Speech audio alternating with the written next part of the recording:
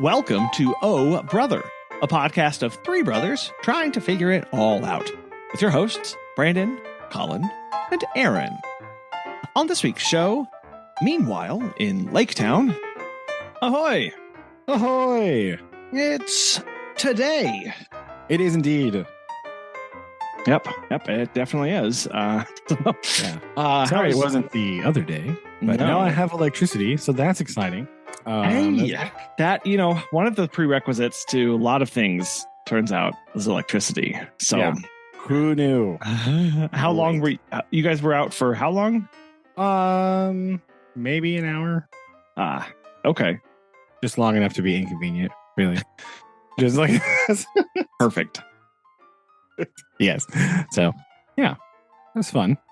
I don't really know why, Oh, but the whole south side of town was just like, oh, what about no? what if we didn't? So you didn't have any big storms or anything moving through the area? Well, not at that time. They had been like Ah. earlier, like the day before.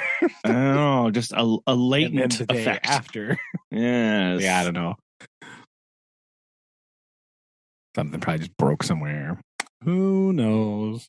Yeah. Yes, it's been very weathery, Oh, right? Been a little insane. Yeah. Lots of weathery, lots of storminess, lots of craziness, right? Mhm. I was watching I believe we've discussed this slightly before, but there is this phenomenon where like storm chasers are now live streaming from their cars. Yes. Right. This is very interesting, right? The setups are kind of insane, right? Some of them have like multiple cameras. Some of them have like remote rooftop mounted cameras, like multiple cameras, like dash cams and roof cams and stuff. Anyway, I'm watching this dude and he's driving down this road. And I was like, wait a minute. Hold on. And then his little GPS thing told him where he was. And then he drove past like a church, and I knew exactly where he was driving, not like 25 minutes away from my house. And I was like, oh boy. How Hi, fun is friend. that? Right? I was like, wait a minute. I've been to a funeral in that church. I know exactly where this dude is. Wow. Wow. So that was kind of hilarious. Yeah. An odd situation. But yeah, he was driving very close. He was driving around the county I live in, hanging out, it was really funny. So yeah, that was exciting. Something, that's for sure. Yeah. Oh, it was great. So yeah, it's been very weathery. Been weathery for you as well. Better, worse. I don't know. No, up by us, it wasn't all that bad. We did have some. No, we are bracing for it because the state fair is in full swing. So you have to, the way, if you talk to a local, if you want to know when it's going to rain in August during the state fair, right? Look for the sold out shows.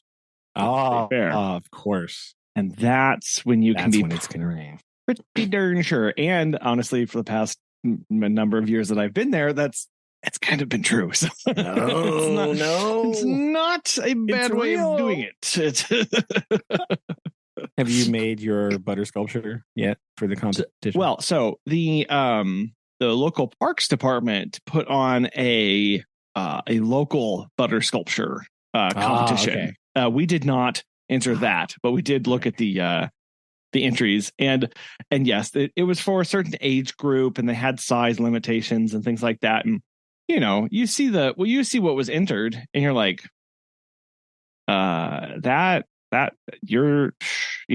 Susie did not carve that. Can we just be honest, everybody? It's like any other competition with children. Like their parents did it, right? That's how you know. That's how you know. You look at them. This always upset me. Not like upset me greatly, right? But like in like Boy Scouts, specifically Cub Scouts, right? When a lot more people are involved in this kind of things, you have all this stuff, right? You have like the Pinewood Derby, you have your dad and lad cake bake, and you're looking at some of these entries and going, there was no child involved in the making of this at all. It doesn't look janky enough, right? Like, you just know that the child was maybe in the room. They were breathing the same air, but no, they were nearby. But there's no way that they did that. Like, you're a 7-year-old did not do this. It's impossible. Yes. So we saw the posts, and we were like, well, okay, we all know how that went, but it's fine. It's fine. So the rigged butter carving, but everyone it looked like that good time. So we have not ventured out yet. This is the first weekend of the fair. We usually wait till the second week before we go. And then we like to go the last weekend because that's when everything's really cheap. The best time, you mean? Yeah. And you'd think that most people like that it'd be really full. But here's the thing. Out-of-towners, they want to come in when all the big shows, all the big exhibits are going. Nobody wants to see the blue ribbon, whatever ham on the last day. You want to see it on the first day once it's been dubbed the best smoked ham. So it's everything is old hat by then, so you can get in. And on the last day of the fair after 5:00, everything's it's free to entry, which is wonderful. Yes. Now the bad part is that the trams do not run. That's true. So that's not good. But that is but it's at least if you're like, so I was talking to some friends who they've got young kids and they're like, I don't know what we're gonna do or blah blah blah, and I was like, last day after 5. Okay, you like, it's zero commitment. You go in through the southernmost entrance. It gets you access to the air conditioned art building, the children's zoo, like farm thing, and you can see them judge rabbits, and then you can just leave, and it's just right there. Boom. So parenting hack for the Missouri State Fair. Last day, free stuff. Yes, go for it. It's great. Yes, yeah, and especially if you're like, oh, I just want to go get like if the only reason you want to go to a fair is get a corn dog and like ride a Ferris wheel. I mean, that's true. Why go any other time? It's true. Really fair. Yeah, really the best part of the fair is the food anyway, right? Like, we know that fair rides are questionable at best. Right? At worst, they're on the news. And so and for not right. So it's best not to chance the fair rides. Really. But the fair food is always excellent. So that's really what you want to go do. You want to like play some lame games where you're going to lose all your money, and then you want to eat giant corn dog swords. And yeah, it's really funnel cake too, obviously. Yeah, but like pretty much that. And I will say one of my favorite aspects of the state fair here is that they have stalls for booth for food that you can go and eat, and they have the permanent structures of this is the I don't know whatever like they have buildings on there that are inhabited by companies that come in, but then on the main drag they have where you can come in and pull in your little cart, and that's where people sell their lemonade or their ice cream or their whatever. Oh, nice. Okay. But what's cool is that we have a local restaurant that I absolutely love. It does Mediterranean cuisine, and they have a stall there. And so one of my favorite places to eat at the Missouri State Fair is a local restaurant that I could go to any time of the rest of the year. Hey, listen, it's proven, right? It's there. It's fine. And who doesn't want a gyro with extra feta? Like, who just doesn't? I mean, that's a good question. I don't really know who doesn't want that. With locally sourced meat. Here we go. this isn't stuff they're getting shipped in. They've got like one supplier from a farmer who does the roasting and does the like everything. That's what they use. So it's like, okay, I'm gonna go get this. We had the food truck Friday thing on the first of the month again last week or whatever. And it was so hot that our friends we like went and got food and then came back to the house and ate it and hung out and stuff because excellent. Gross. It was like way too hot outside. It was like that day it was like 105. So no. But we were really bummed because one of the trucks that was there last time was not there.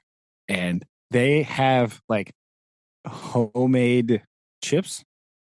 Right? Like potato chip, not French fries, British friends, like American crisps. Okay, that's what they have. They're like homemade, like kettle chip thing. Dude, they were so good. Like we went and Susan and I decided to eat there. They have like other wraps and stuff, which, it sounded really good the last time we were there because it was like kind of warm and that sounded nice. And they were super good. But then they had chips like it as part of the thing. And the chips were so good, we just went back and bought like a bag of them. Like you could just buy a bag in like a big paper sack. It was like a couple bucks for this like huge sack of chips. It was great. That sounds not amazing. There this time, and it was very upsetting. But the egg roll lady was back, so that sort of made up for it because there was. That sounds wonderful. So yes, but yeah, it's always a gamble, right? But it's nice when you have the ones that and it's one of those like decision paralysis situations too, right? Where you're like, I want that and that and that, but I know I like this, so I'm just gonna go for it. Yeah, well, and so yes, if you want to eat your way through the fair, obviously you have to go back multiple days, and that's hard for a lot of reasons. Oh, right? Yeah.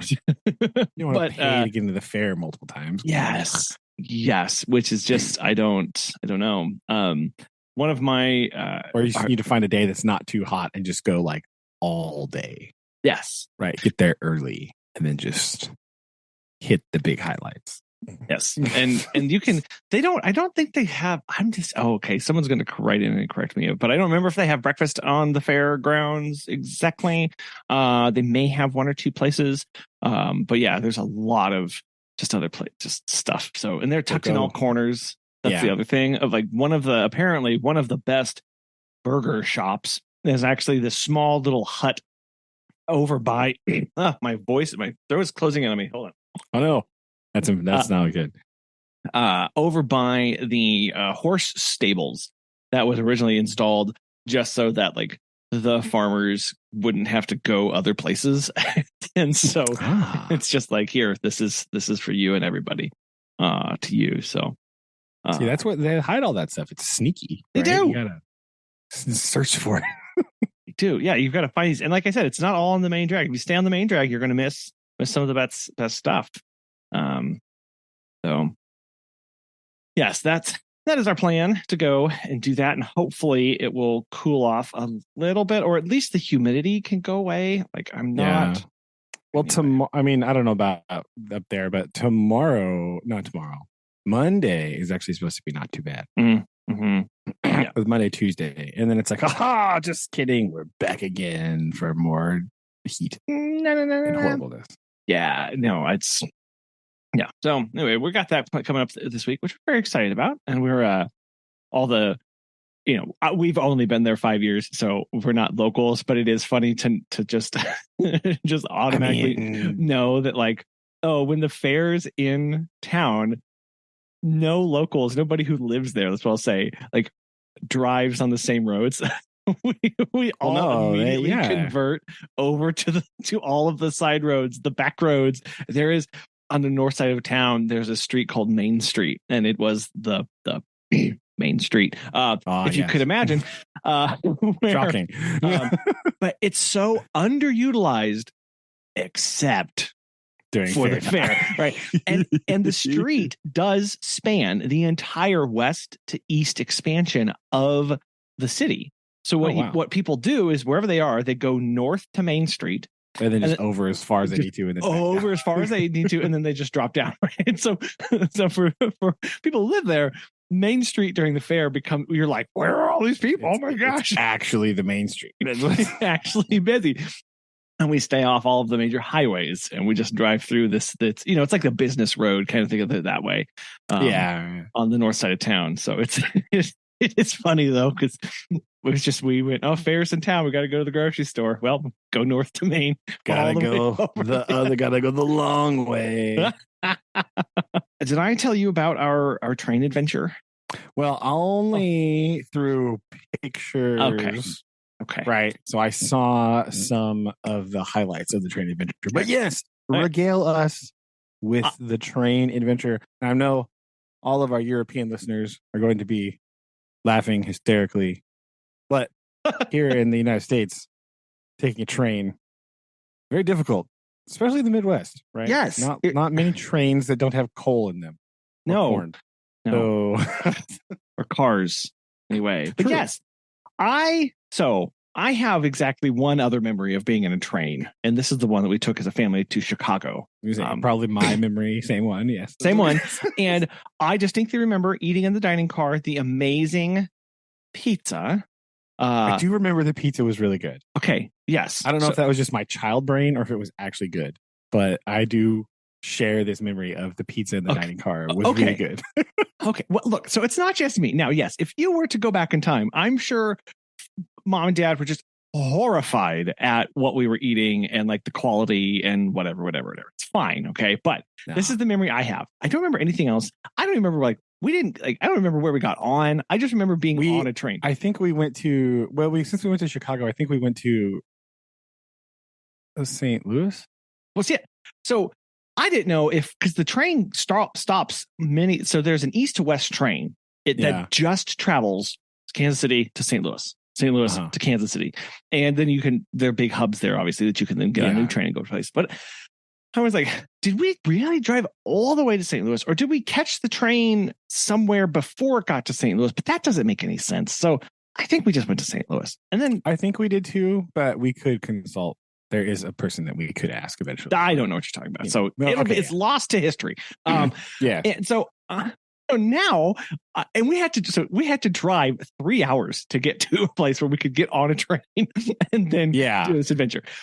Yeah. I also remember we sat next to a Shriner, maybe?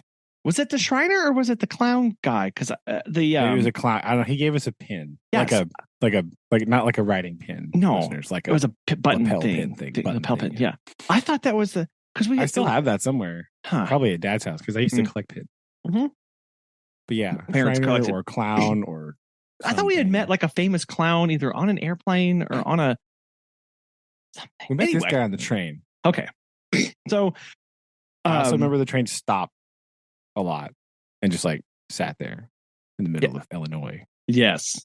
So there are 4 or 5 stops. Not that I've looked into this, but there are several stops from So we now I live 5 minutes from a train station. 5 minutes. 5. And so like, why wouldn't we do this? And we go to Kansas City like all the time.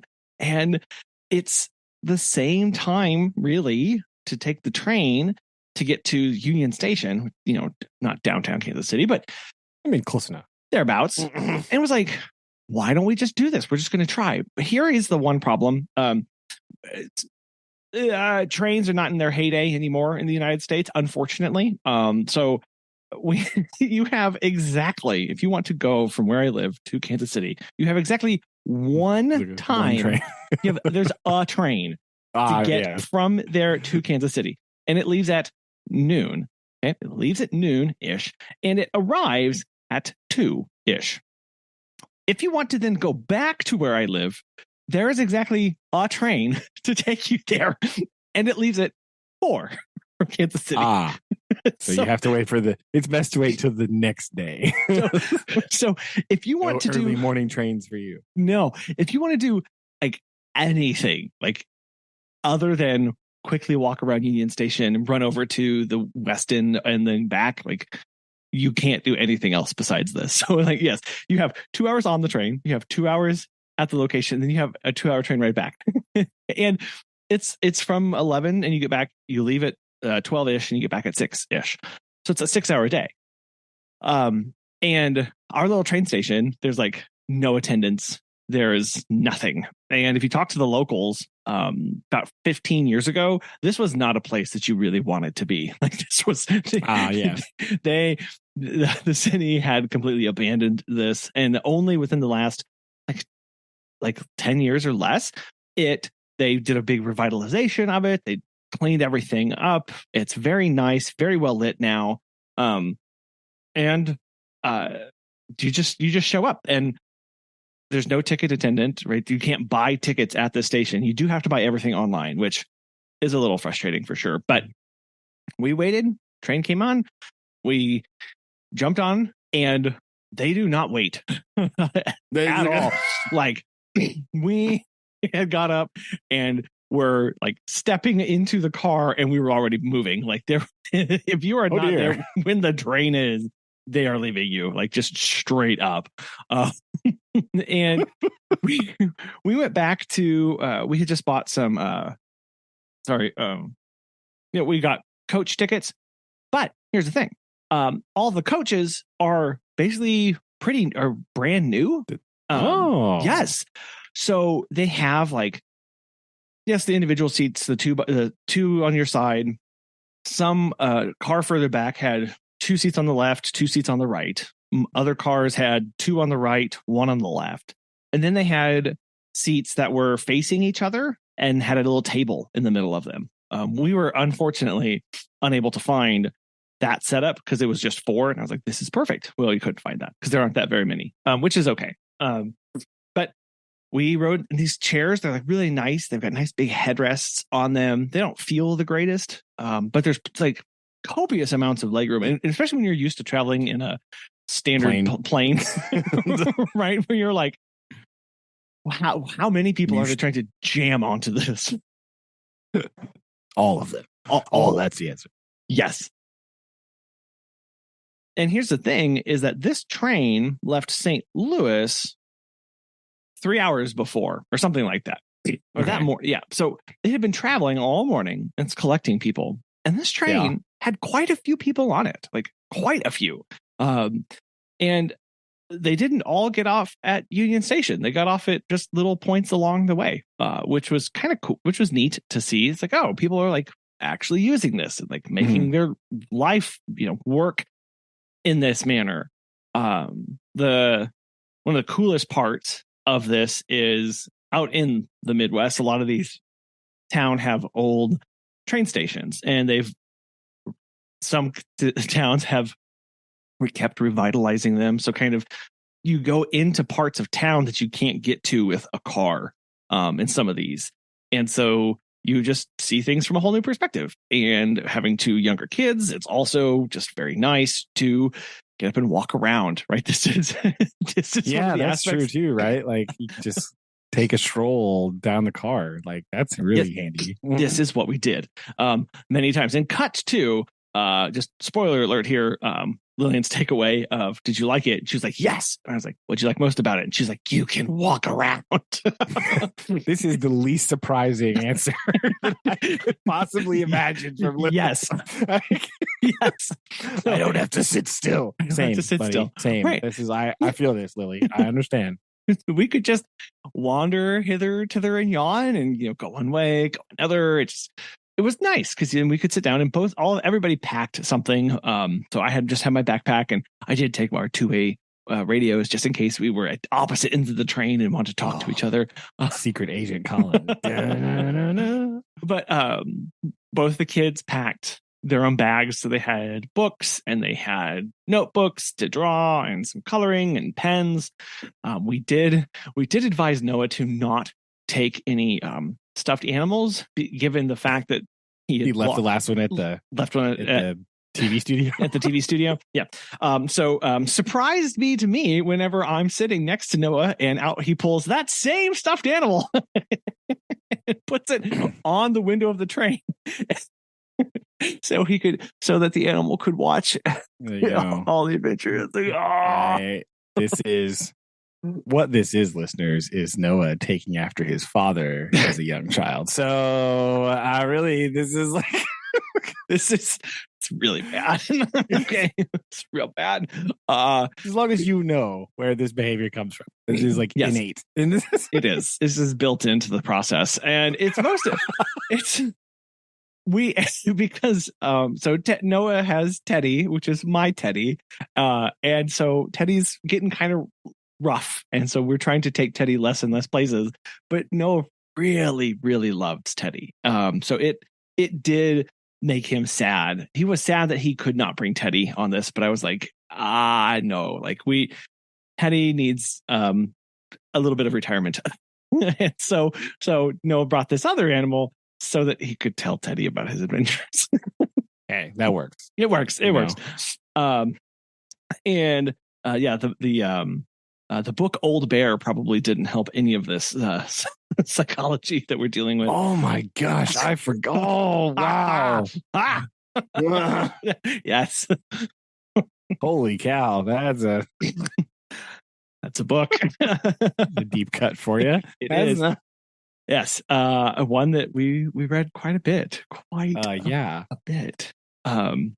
So we had all this great just stuff we didn't want to bring their e-readers, and we did have them bring their phones, but it was for this specific reasons. We weren't going to have them do this originally until my daughter said, can we take our phones so that we can take pictures and videos of our trip? And I was like, that's an amazing use of them. That's a good idea. Fine. Yes, you may. So we did have several moments where it was like, okay, we're going to get out the phones. Let's go walk the cars and take pictures of stuff that we see, or, that kind of stuff. And so we did that a few times. 2 hours on a train goes by pretty fast when you're doing so much. And seeing all the cool stops and the people getting on and off. So like it really passed by without much of an issue.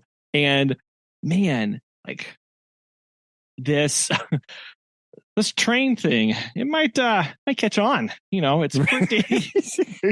Who knows? Maybe someday. Who knows? Someday I might actually get some wind behind the sails. Man, it's so nice. It's so nice. Yeah, I know, right? I wish I could take a train to places, right? Like if I had these, like, I need to go to Park Springfield, train, I'd be down. It'd be great. I know. And there is an aspect of just having, truthfully, just having one train make this run and back isn't really enough to make it truly fit into people's lives. There is a scale that it has to be at. To make it work. Because I was even thinking like how nice it'd be to just be like, oh, well, let's just take the train in, have dinner, right, and come back. But it's like you can't do that. You just physically got to. If there was more than a train, yes, right. If it was one of those like every few hours a train was running, that would be. Which is really that's a big thoroughfare. If you're talking between St. Louis and Kansas City, like I don't like that could potentially be a much more popular train line, right? Like, where's that expansion, Governor? Where's that at? Huh? Oh, don't have that one. Okay. No, we need the interstate to be 17 lanes wide. It's fine. So we got in, and Union Station in and of itself is an experience to come in. It again is it is a little. The kids think about that one. That was yes, right. Like, here you go, buddies. Like, this is this. And it is a little sad to me to realize, like, this whole thing was for trains at some point. Right? And like that whole main atrium was the waiting area. That's just where people waited for trains. And some of those wings, those big long wings on the side, those were where you would go down to get on the certain tracks, right? Yeah, you'd go down to the platform. Right? Yeah, that's the platform. Thank you. That's the word I was looking for. Platform. It's okay. I'm kind of an expert about this stuff now. So I was gonna say, my train vernacular, not really up on that since don't really just get them all the time. Right. And so now that it's like half science museum, half like movie theater. Like, there's a just, I don't even know. Like, there's so much going on in this building that's not trains, and Amtrak is just shoved over into this little tiny corner. And kind of makes you sad. And you do have to get to the platform. You actually go outside the building.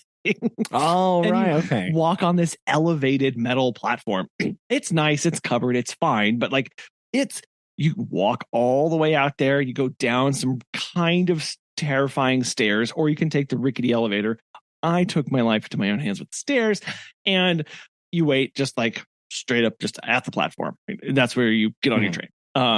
So it's a little bit different experience as opposed to being inside and all this stuff, but you know, it is what it is. It's going to be okay.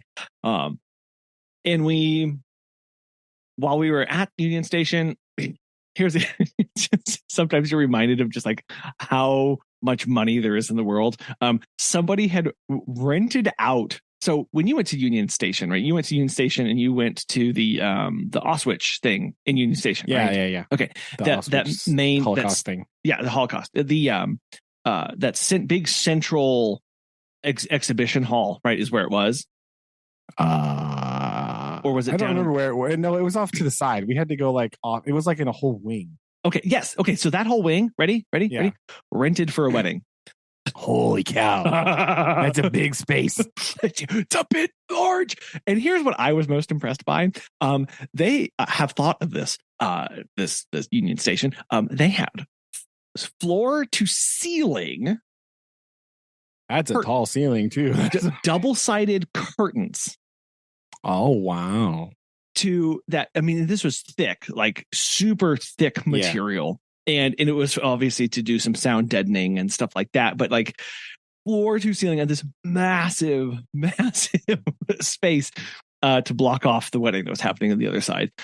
So that was pretty cool to see. Then we ran over to Crown Center and did our quick adventure there. So the last time we were there, we had actually scoped out a few stores. And then this time we came in and we were like, hey, pick some stuff out, guys. You know, let's.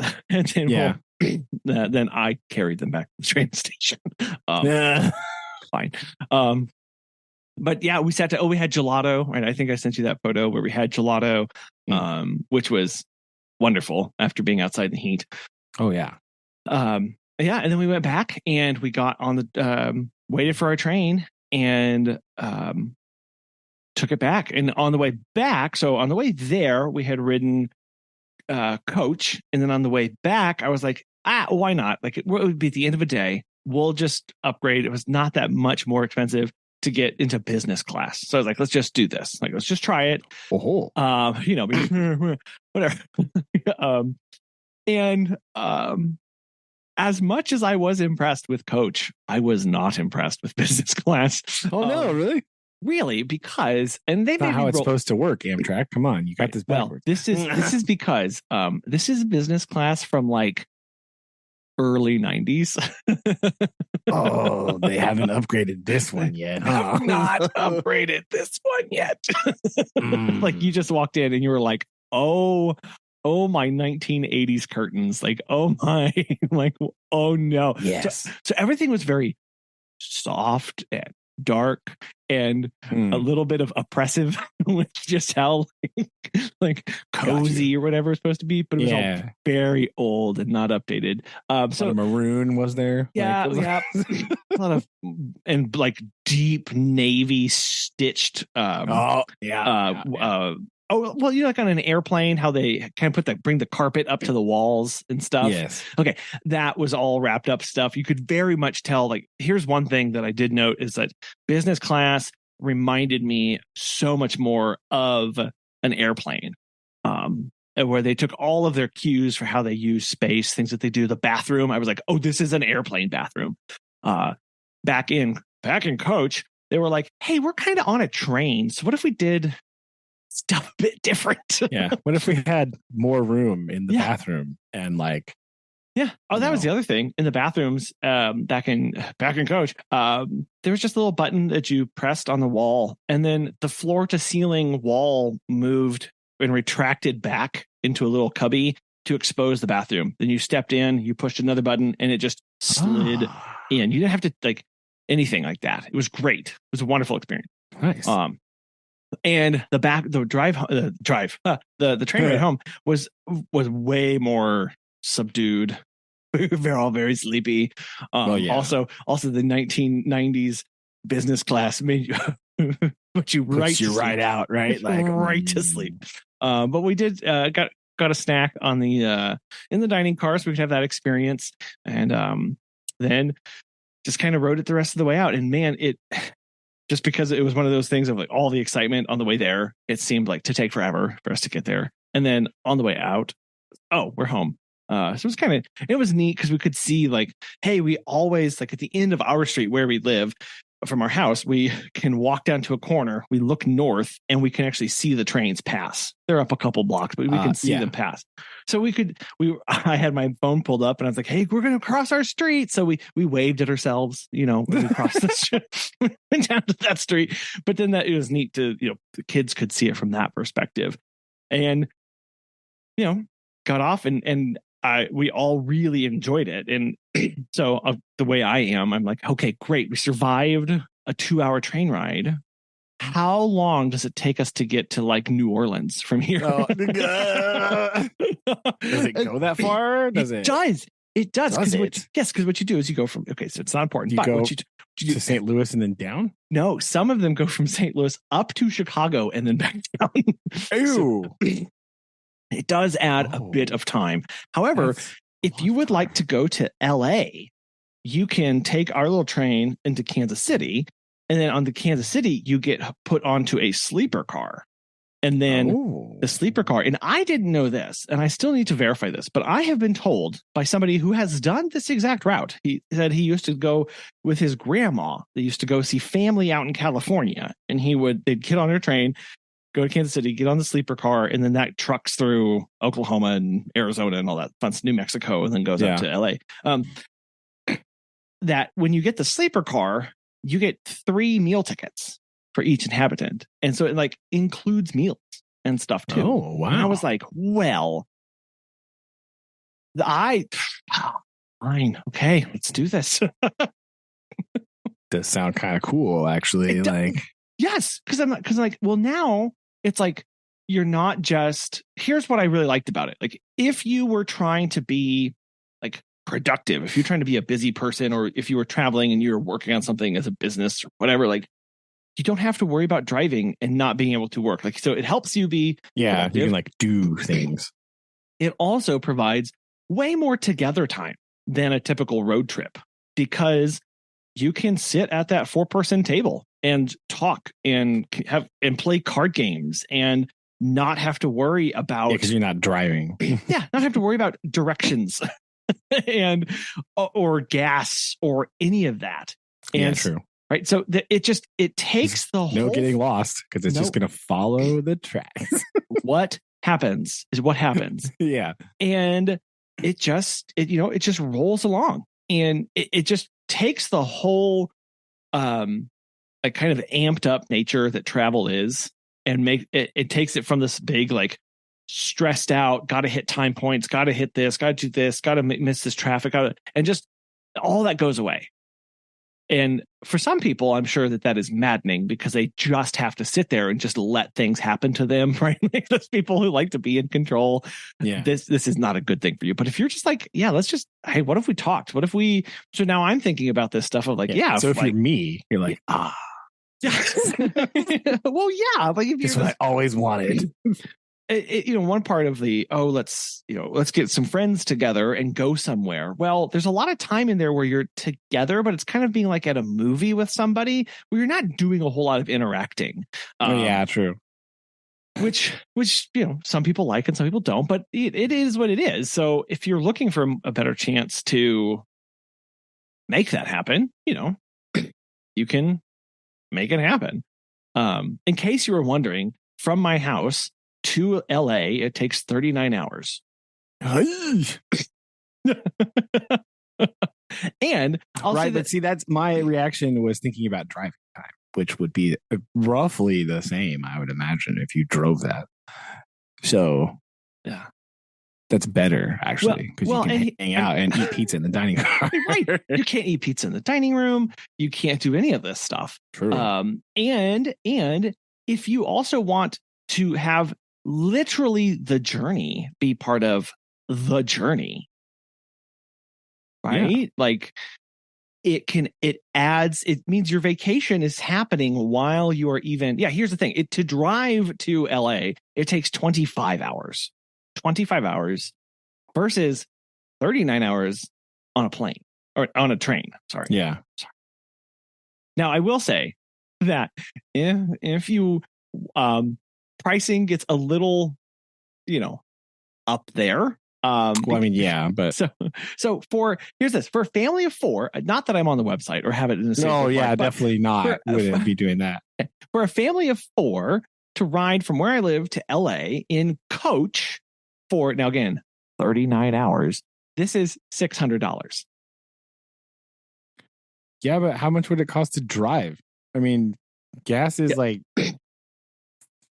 $3.50 right now in the Midwest. So in California, it's like probably $7.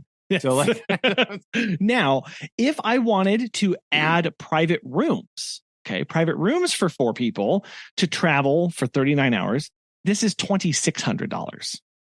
But again, that's a bit much. If you're driving, so you've got to drive. You also have to do hotels, which that's a good point.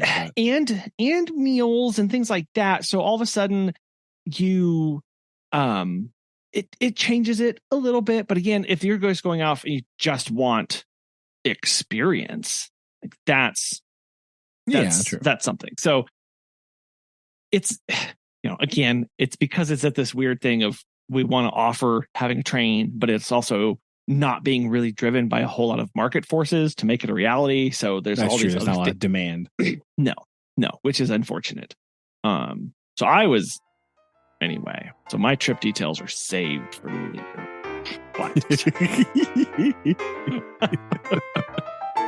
Okay. Very nice. Yeah. So that was our train trip. I highly recommend if you have access to a train and you enjoy, or you may think you enjoy training, just take a train to train for a little bit. Yeah. Recommend. Very nice. Yeah. Well, I've been much more subdued. I haven't really done anything. Mostly just preparing to go back to work next week. Oh, yes.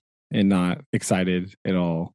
So, again, not excited about sitting through meetings and all that stuff. That stuff is boring and terrible, and I don't like it.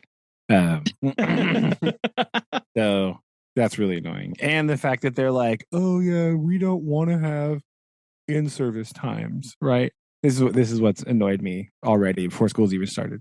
They talk about how we waste time in service because we didn't do anything. Like it was our fault that we didn't have anything to do last year because I'm supposed to plan that.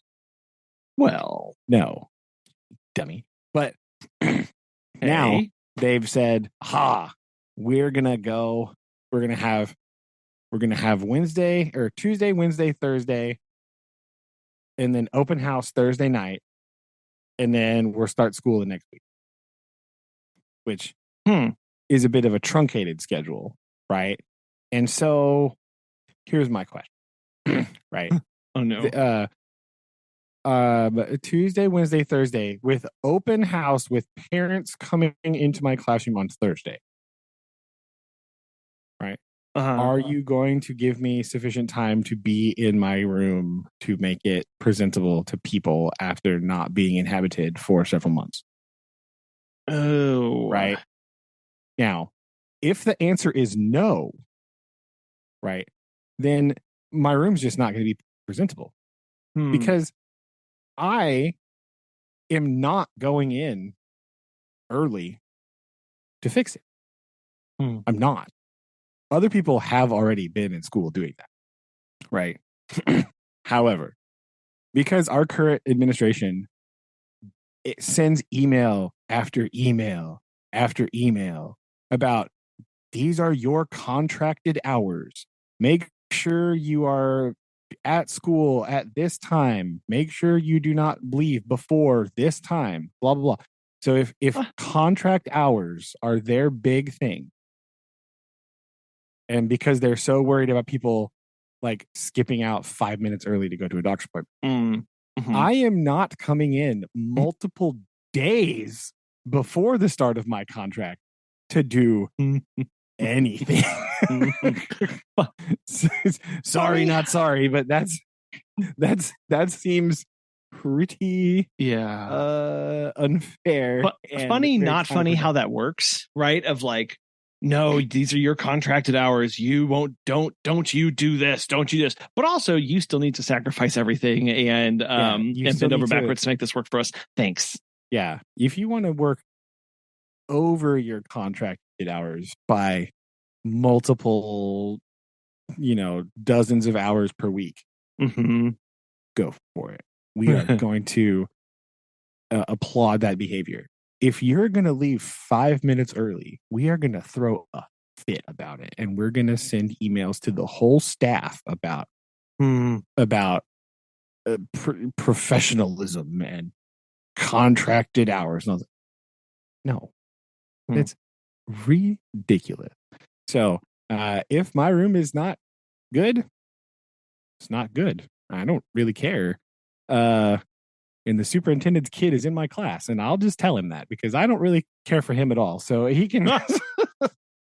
No. Why isn't your room presentable? Well, you had me sitting in a meeting about nonsense for 5 hours when I should have been up here doing school things. Yeah, can't they? That's frustrating. Sorry, buddy. So yeah, that's mostly what I'm doing. Other things I've been doing, hiding from the heat. And alternately from heat and severe thunderstorm warnings. So that's been fun and exciting.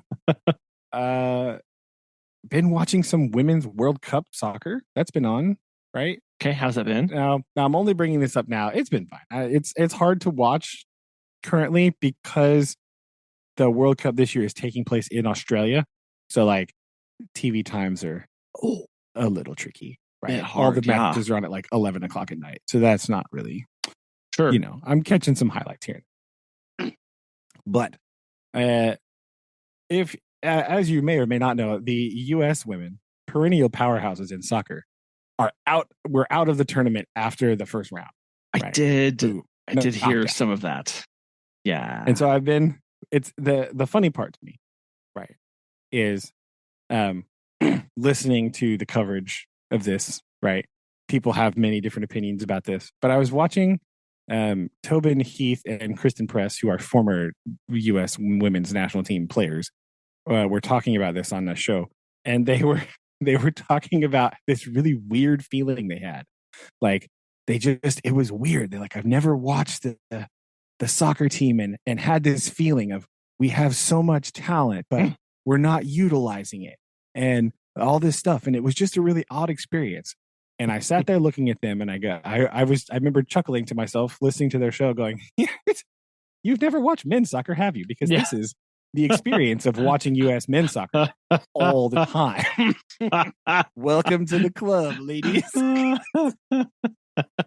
They were just like shocked, like, I just don't understand. Like, we have all these really good players, and they just like didn't play good. And I was like, yep, that tracks. Yep, yeah, sounds about right. How about that? How about that? That's really that funny. Was my take on that whole thing. But otherwise, it's been really good. Also, I may have mentioned this. I did mention this at the beginning because at the beginning, I was talking about teams that looked really good. I remember quoting myself on the show. I was like, man, Brazil looks really good. They're out. I was like, man, Germany looked really good in that game. They're out too. So okay, Brandon's gonna stop commenting. So listen, this is what you gain by watching like one game because all the other ones are on the middle of the night. Sure. So I don't. I had a limited data set with which to make these comments, but now it's out. Now we were down to I think it's 4. I think it's who is it? It's going to be Australia, England, and Spain and Sweden. That's right. That's who it is. That's your final 4. There we go.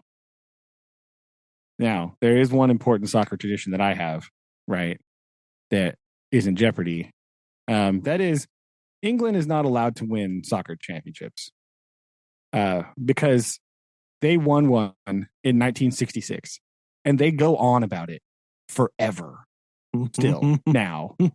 And so if they were to win another one, that would just be the most insufferable thing of all time.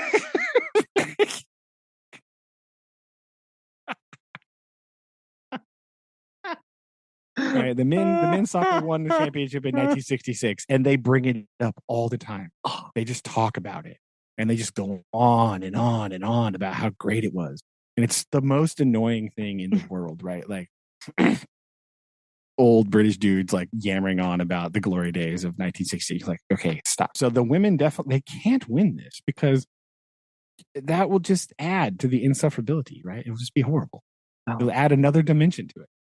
Hey, well, you heard it here, folks. Friends calling it. So it's really important that Spain or Sweden or Australia win this World Cup. That's really what I'm saying. Okay. For Brandon's mental health. Yes. Pull it together.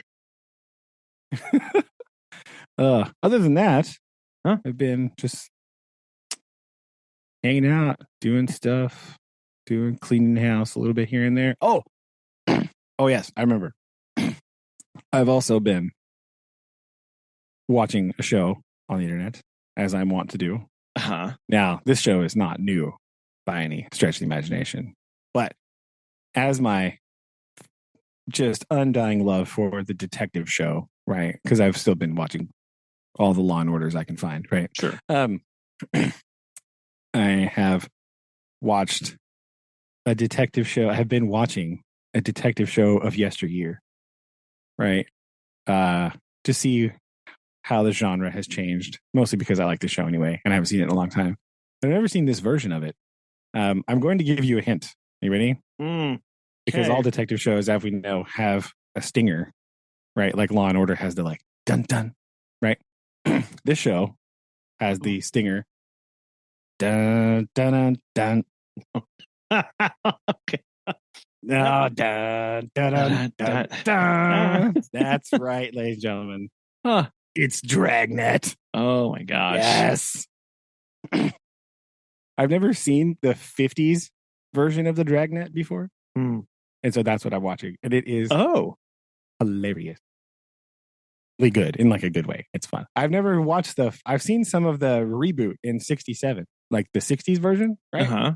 I've seen those episodes, not all. I've seen some of those episodes. I've never seen the 50s version before. And I found some episodes online. They're very sporadic. Like you can't find all of them. You can find like clusters here and there, right? So, and I mean, you don't need to see every episode of Dragnet. I imagine they're broadly similar, but you can watch 50s Dragnet. So this is very exciting. I like it. I like old Joe Friday, right? It's very interesting.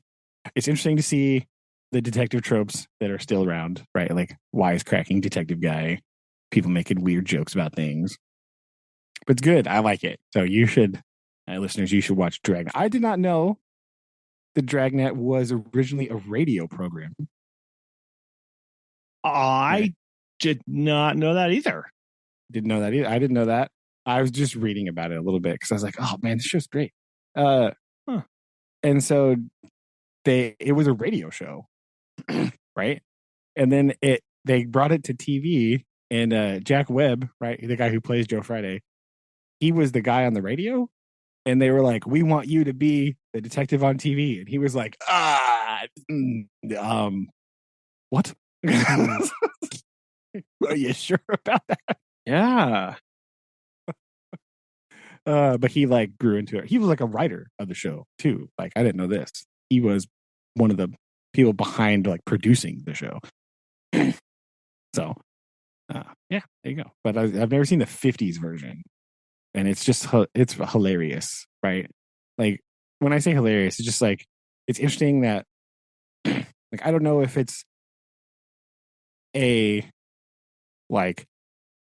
thing of like the time limit because it's only like a half-hour show, right? I don't know if it's like the 50s mentality. I don't know if it's just how they wanted to produce the show of like, it's all about police detective work and gathering evidence and all that stuff, right? But like everybody confesses that they did it eventually. Like there's no Yeah. they all just give in. Right? There's like, you got me, Kappa. I did it. I killed him. And you're like, man, it's pretty easy, huh? They don't even and not like every episode, because not all of them are like, sometimes they're just like chasing a bad guy or whatever, but like Sure. the majority of criminals end up just confessing to Joe Friday that they did it, which is humorous to me. It's just so good. Too good. But yeah, so that I've been watching super old Dragnet, which is great. That sound wonderful. It's wonderful. Some of the early seasons are a bit weird because like season 1 and 2 at least, some of the episodes are like they're based on the radio program, so they used the radio audio and they just like dubbed the acting, so it's a little bit, you can tell that it's like off a little, right? Like that's fascinating. Yeah, not every episode is like that. Then they started, I guess, using the radio episodes and they brought them to television, so like it's the same thing, but it's like, now with pictures. But there's a few of them, and it's kind of the way that they blocked it. You can kind of tell that it's like they're just recording this on a soundstage, or right, those like classic 50s like down and up camera shot, but it's like real close. Yeah, right? It's like really close, right? Like, but you can see that their mouth is not exactly matching the dialogue. But then some of the other episodes are like they were definitely just shot for TV only. There's no radio version, so it's pretty interesting. But yeah, Dragnet. And I know one thing that we said we were going to comment on, I don't think we ever got around to. Maybe we don't have time for it in this one. We should do that at a later time, but maybe we do. Did you have thoughts on the latest Grand Tour? Oh yeah, we were going to talk about that, weren't we? Yeah, I think we were like, we both just watched this, and now we need to. We can come back to this another time. We're gonna have to come back to that because I need to review that one again, because I was like, when you said that, it took me a minute to realize that I had watched another one. I was like, oh yeah, there wasn't it. I really liked it. I remember that. Yes, I really did like that. But yes, we'll have to rewatch that. Yeah, because I don't remember enough about it at the moment. But yes, that was really good. Okay. Okay. Well, we'll do that. Okay. But with all this talk of going on journeys and touring and adventuring, indeed, I think it's time to get back to our friends in the mountain, right? Again. Luckily, these chapters were like real small, like done. So you can tell we're hopping up here, but these were real quick. They didn't take that long to read at all. I could get back to Dragnet pretty quickly. Good. Thank goodness. But yeah, we start off with we get a bit of a perspective shift, right? We get one of those like, meanwhile, down in Laketown. Yes, it was very much of a and in case you forgot, while that's going on, yes, it was very. Now Tolkien he's not really great at the multiple perspective thing, right? So there's two ways to do this, right? The way that he does it all the time is he'll give you one full recounting, and then he'll be like, meanwhile, and then you back up and you get the whole other side of the story. Yes.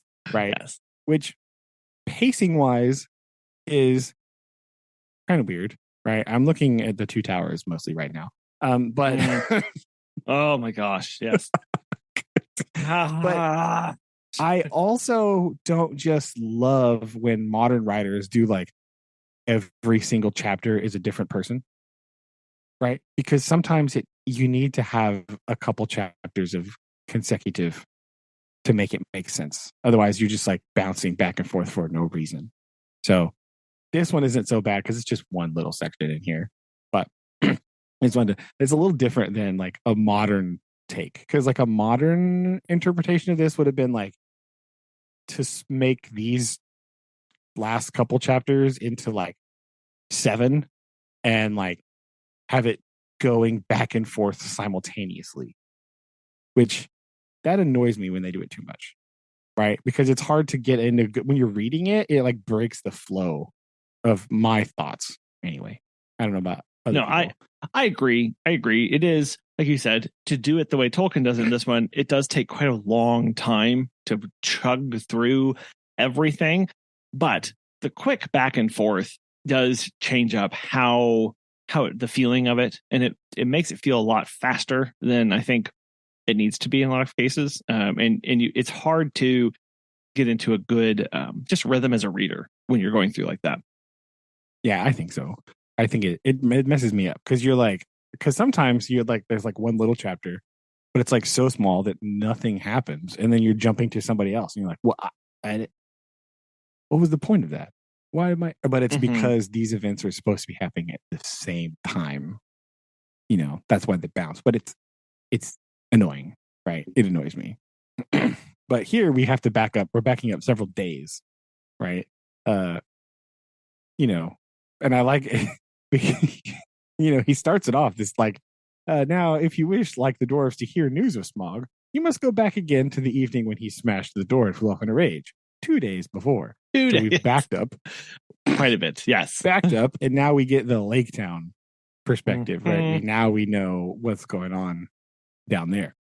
And I like how their first reaction is, hey, maybe the king of the mountain is making more gold. Look at all that light coming from up there. Oh, yes. It must. Yeah, that was a very interesting way to start that, right? But I mean, these are poor people whose ruler is not exactly just on the level. So that, makes sense to them. But then they realize the dragon is coming and we are now at alarm. Because you're living on a wooden platform in the middle of a lake. So not the best place to be. But it's a little, they have some good descriptions here though, right? No fireworks you ever imagined equaled the sight that night, about the dragon flying down through the thing. But they had to immediately jump into action because, it's a dragon and that's not good. There's a spot here that I was thinking of, but I admit it's maybe a little bit later. But I like how during this same too of not all hope is lost during this, because the first thing they do is raise all their bridges, and it says the bridge was gone and his enemies were on an island in deep water, too deep and dark and cool for his liking. If he plunged into it, vapor and steam would arise enough to cover all the land with a mist for days, but the lake was mightier than he. So giving a little bit of balance to the story of it's not all bad, right? He's got a little bit of a fight. That's the part I was looking for, actually. Good job. Okay. That Smog is, even though he's like the great and mighty Smog, he's like has some trepidation about the water because he knows that it will quell his fire, right? And he can't. Then he'll be vulnerable to attack because he'll take away his weapon. So he's like, I don't want to get wet. I don't want to do that. I don't want to. Yes. So that was an interesting counterbalance, like you said. But then the fire does in fact leap from the dragon's jaws and it starts burning down the city, right? And then we are introduced to Bard, like in passing, kind of like, it's interesting. It's weird how he just like is here now, right? It's like no one had dared to give battle to him in many. Smog is angry because they're fighting back, right? Nor would they have, except for the grim-voiced man, Bard was his name, who ran to and fro, cheering the archers and urging the master to order them to fight to the last arrow. So it's like, oh yeah, here's this dude who is like rallying the thing, right? Because the master of the Laketown is running away. Yes. He is He is. sneaking off with as much money as he can carry with him, as we find out here in a little bit. But this guy, Bard, is the person who jumps to action and is now leading the men and rousing them to fight back against the dragon.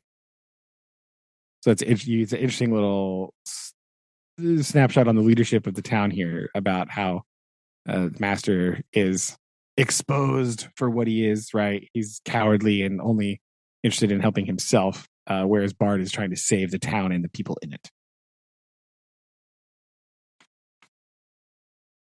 Let's see.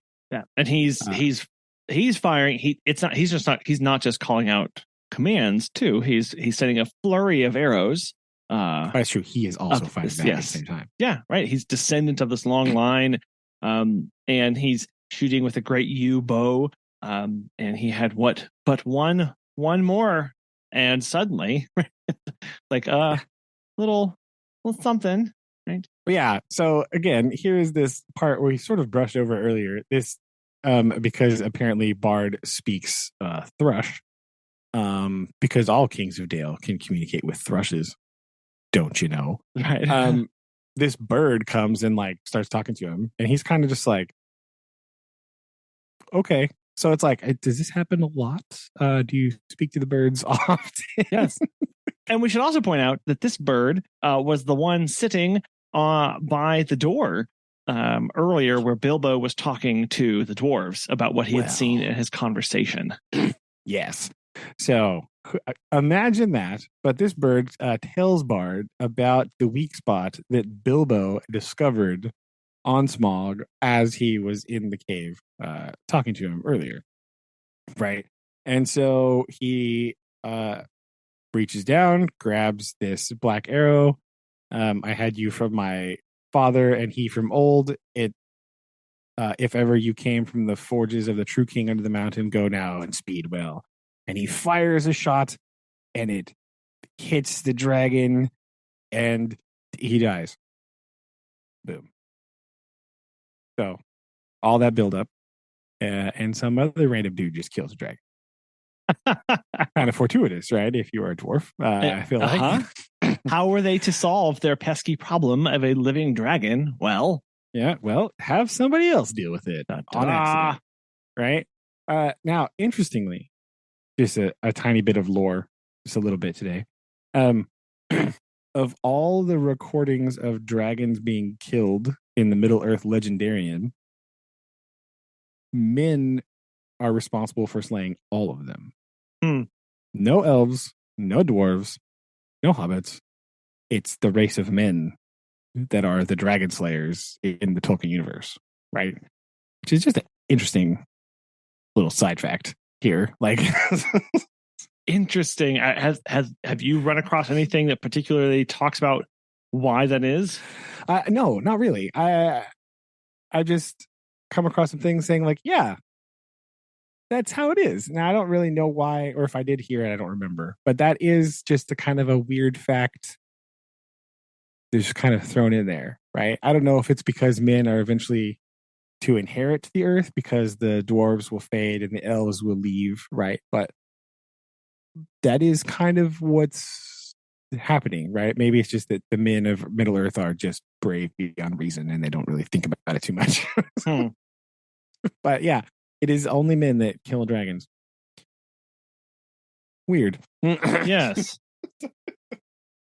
Even the mighty Glaurung. It wasn't the elves. Nope. Whoopsie daisy. Yeah. So dig into that maybe. Do a little research on that this week. Yeah. Add this to my list of things to do. Yeah. But back to the business at hand. Now the town is rejoicing and they're like, wait a minute. This master guy's lame. We don't like him at all. King Bard. To which the master is like, wait, no, right. Wait, stop. Nah. Gets all like slimy. Not happy. He gets this like slimy politician-y thing on here. He's like, no, but does he know how to do this? And what about this? Ugh. Yes. it's so bad. He's so yeah. Yeah. Why do I get all of your blame? For what fault am I? What? Oh, yeah. Because now he's trying to take this energy and like turn it towards being angry at the people who brought the dragon in the first place. And let's just, it's like, hey, it's not my fault the dragon came, right? Like it's these other people. It's the dwarves, right? Do you notice the sly redirect to the dwarves? He's like, but it's the dwarves' fault that the dragon was even here in the first place. It doesn't matter that Bard had to kill the dragon. It doesn't matter that I had to run from the dragon. No. The dwarves sent the dragon.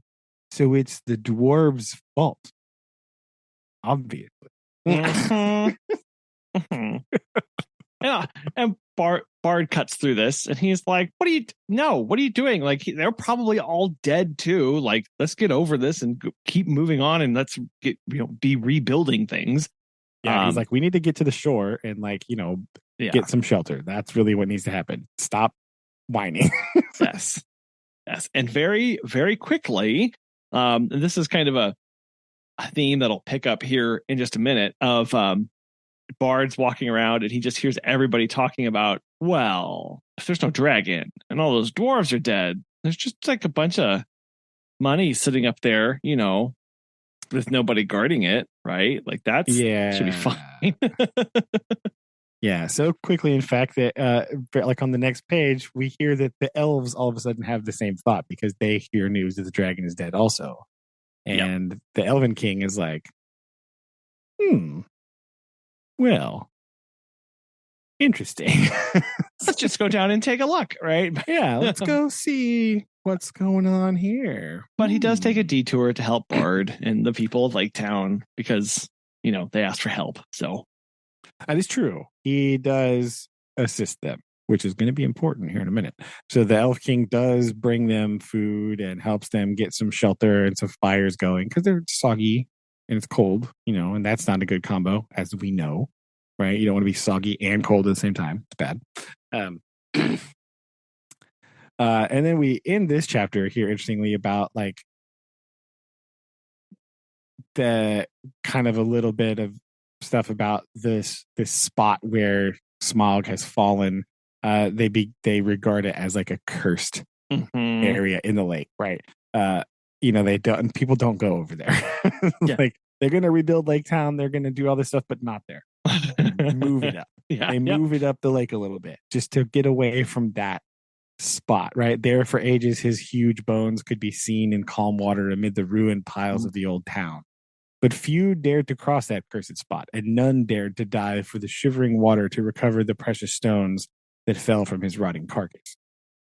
Which is interesting, right? Because we know that he was like covered in jewels and stuff, but they're just like, no. Yeah, that's fine. That's all good. Over there. I don't want anything to do with that dragon-y nonsense, right? Yeah.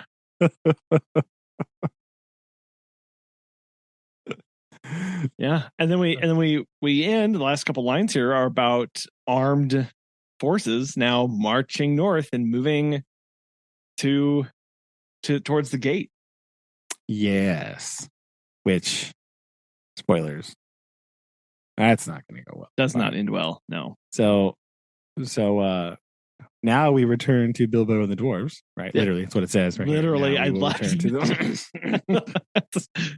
Right now, back to your regularly scheduled programming. Right? Yeah, right. It's very interesting. So they don't know what's going on, right? They're kind of up here, and then we get this like really weird thing where the thrush now comes back and is trying to tell them what happened.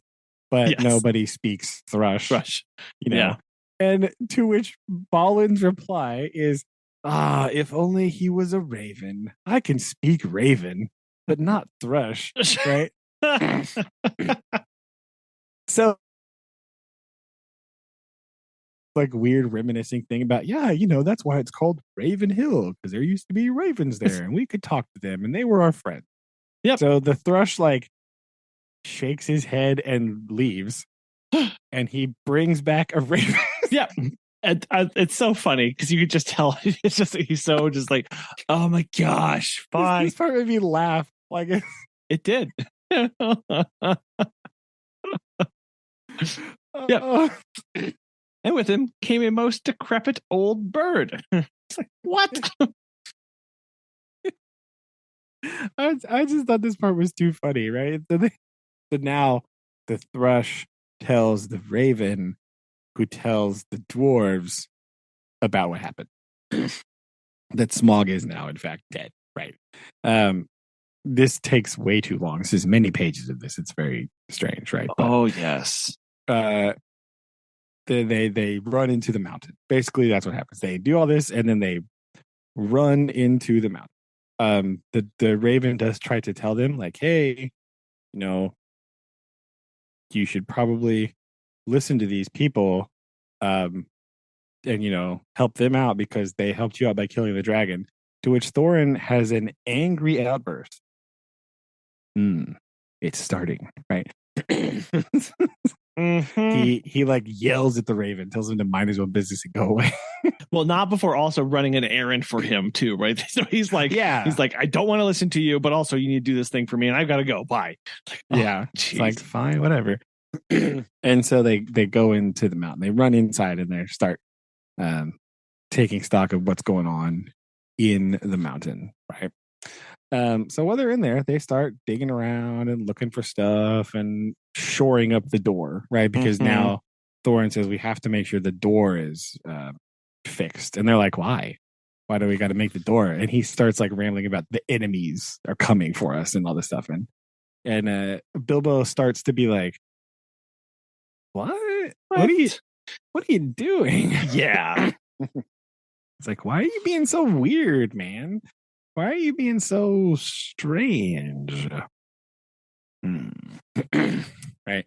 But they do that. They fix up the thing, and they make it so that they can't even, like, there's basically no way to even get to the front gate. It's very like they reinforce the gate and like make it pretty impossible for people to even come there. They also send some people down to go find the ponies and bring back as many supplies as they could find that were still around from their little spot. And they like hole themselves up inside the cave now. This is their plan. They're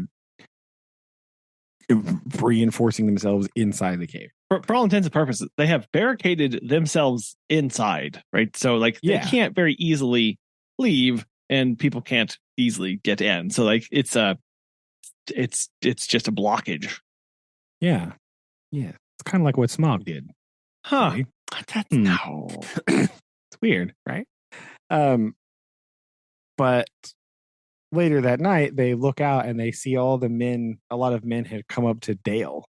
Yes. And the dwarves are nervous about this. They don't really like it. They even come to talk to him, and Thorin is very brusque and not very happy about this. And he doesn't. The men are over there and they're singing, right? And it starts annoying the dwarves.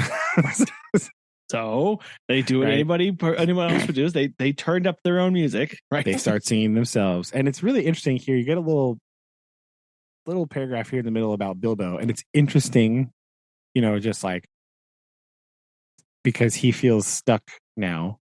And it's interesting that his paragraph is stuck between the one about the men and the dwarves. Just a little interesting there. He longed to escape from the dark fortress and to go down and join the mirth and the feasting by the fires.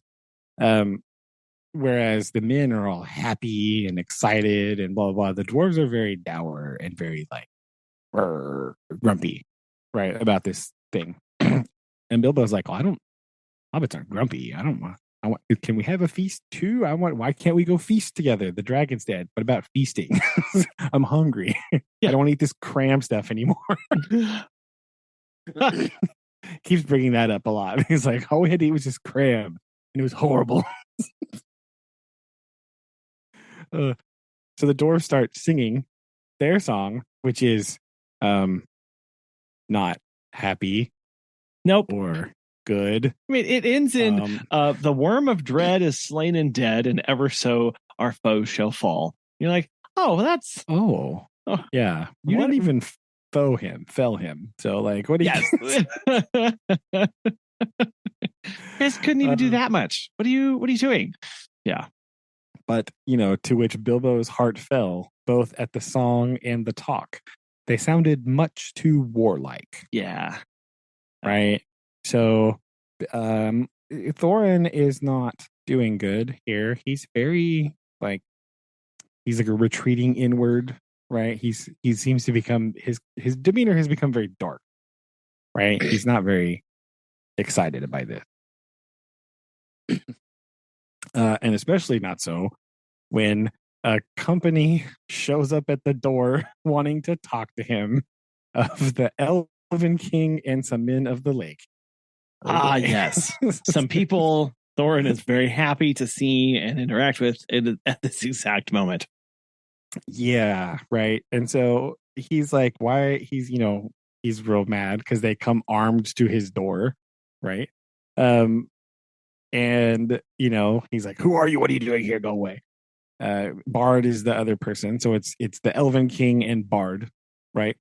He tells him who he is. He tells him, hey, I killed the dragon. I did that, and we just want to make sure you're good, and we want to talk and see if everything's okay, and we just want to see if you would help us rebuild our city so that we can start living with the dwarves. And Thorin's like, no, go away. No. And again, it shows how out of place this is, because from Bilbo, it says, Bilbo thought that Thorin would immediately go, oh, yeah, right. Yeah, this is justice's own ode to you. And then it goes on to later and say he also did not expect or reckon with the power of the gold that was upon the dragon, right? Or upon the power of the gold that was brooded on by the dragon. Again, some of this dragon power that's still left behind impacting him. That's true, right? So this is where Bilbo starts to, we start to become aware that it's not necessarily just Thorin being a jerkhead, that there is something happening with this dragon gold that's getting to him, right? So it's starting to affect him in that way. Like he's starting to, the fact that the dragon was here and its malice and its greed is sort of seeped into the gold. Now that is kind of coming onto Thorin, right? If you can kind of think about it that way, right? Like it's rubbing off on him a little bit.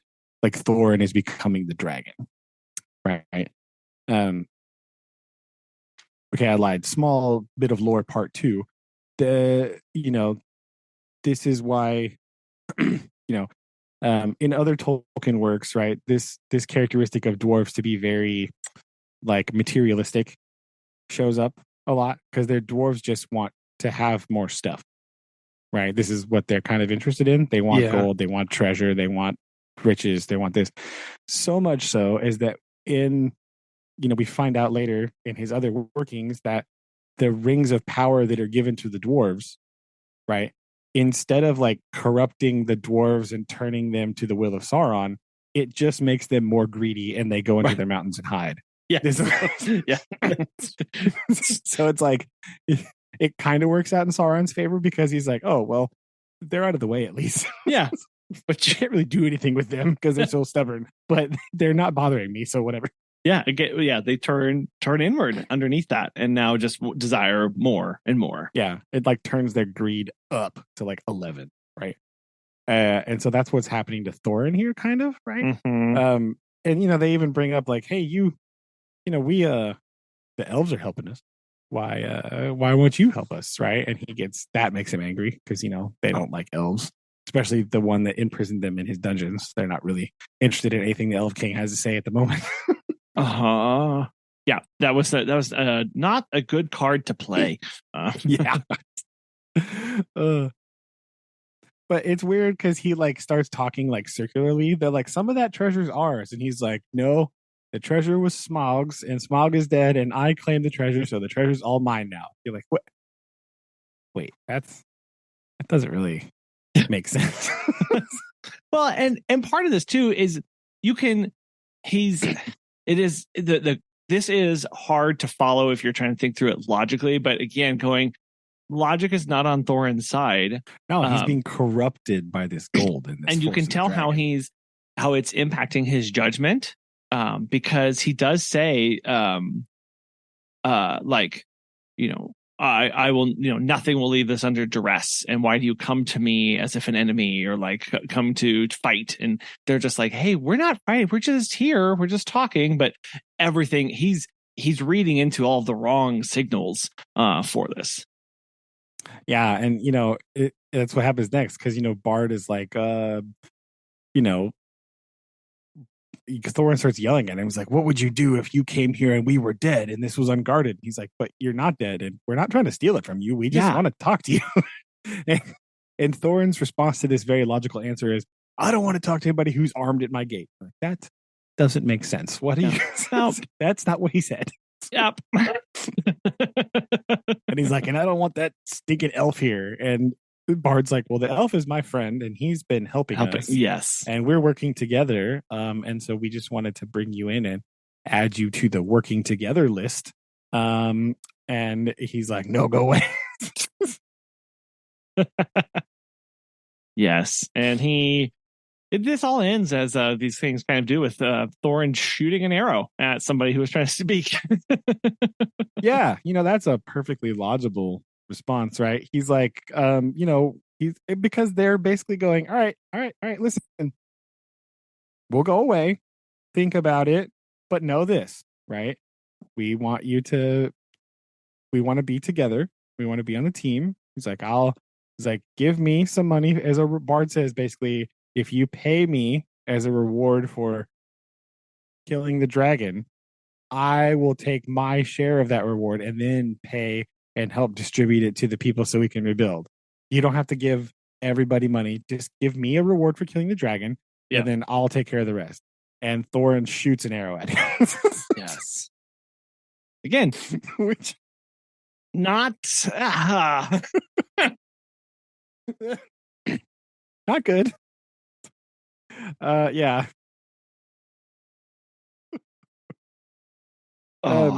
And so now it's interesting here because like a lot of the older dwarves are agreeing with Thorin. Mm-hmm. They share his mind. Except perhaps Fat Bomber, because he's not really bothered with anything. He doesn't care. And the Feely and Killy, who are constantly remarked as being much younger than the rest of them. Right. And of course, Bilbo. Yes. Bilbo, of course, disapproved of the whole turn of affairs. Had it more than enough of the mountain. And then, yes. Yeah, and being besieged inside was not to his taste at all. This. We know this already. This tracks because Bilbo didn't like being in the goblin tunnels. He didn't like being in the oppressive forest. Now, this is the most impressive. He didn't like being in the Elven King's dungeons. But now, trapped inside this mountain with his traveling companions and friends is the most repressive environment he has encountered so far. Mm-hmm. Full stop. Which is that's saying a lot, right? That is really kind of putting into effect the extent of this, dragon sickness has on them, because he is supposedly among friends now. Like the whole journey, they've been warming up to Bilbo and they've been, getting along better and stuff. But now all of a sudden they've achieved their goal. They're in the mountain and he would literally rather be anywhere else at all. Yeah. Because this is not what he thought. He thought they would be happy and they would be celebrating and it would be all like fun times. But no, they're mad. They've barricaded themselves inside the mountain. They're threatening the people that live nearby with deadly force because he's shooting arrows at them. And it's real strange. Yeah, it's gone. Bilbo, it's taken a weird turn here at the end for him. And Bilbo's not okay with that. Nor should he be, mind you. Right? These are very strange events in a book full of very strange events. But like this greed, this obsession that Thorin is letting sort of override his better judgment is really taking an effect on him and then the rest of the party. It's really dragging them down. There's like a dark blanket over everybody at this time, right? Where we stop here in this chapter. Yeah. I mean, this is not necessarily, these last couple chapters aren't really, I wouldn't call them a true descent into madness for Thorin, but he really is becoming undone by this. Yeah. It's very subtle, right? Like only Bilbo is really noticing. Yes. This effect, but mostly because, the other dwarves are, I think it's also affecting them as well. So they're not noticing the effect on Thorin because it's also affecting them too. Yes. Like they're, when Thorin's talking, they're like, yeah, what he said. Yeah, I agree with that. Right. Makes sense. And Bilbo's going, wait, what? Yeah. What? It's like, I'm not following it all. Yeah. Yeah. So we're in a rough spot here on treacherous ground. And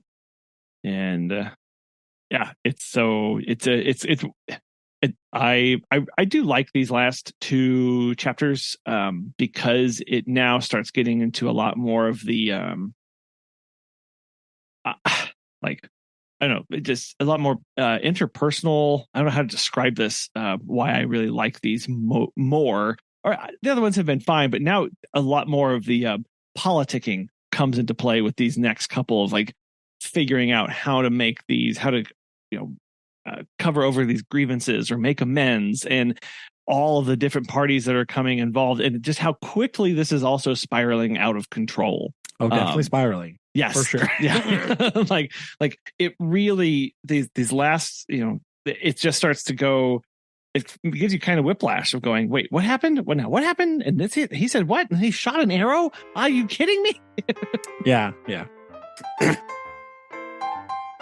it's really interesting. I think it's because now you're starting to have, the whole time you've had basically external struggles, right? Yeah. And now you're getting a lot of internal struggles, right? Within Bilbo, within Thorin, within the company, right? Within everything.